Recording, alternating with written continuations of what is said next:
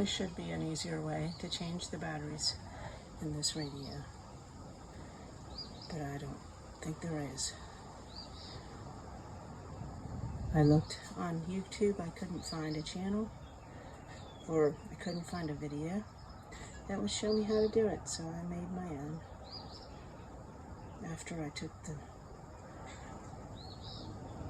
tractor apart.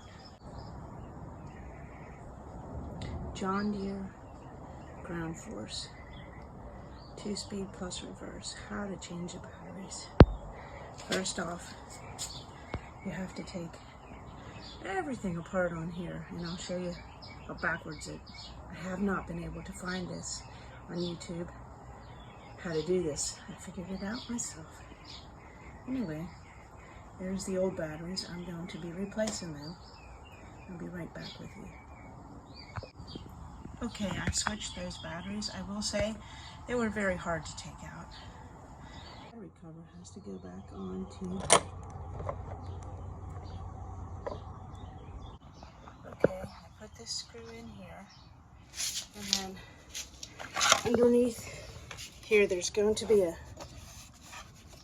rod I have to push up through here. And I have to put the steering wheel on that and line it back up to put a screw through there.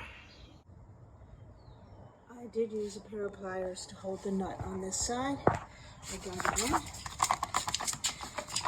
it working, and we will have radio. I hope this helps anyone who has lost their manual to this particular toy and doesn't feel like paying a technician to tell you how to change the batteries in the radio. And have a good day, and make sure the kid turns the radio off.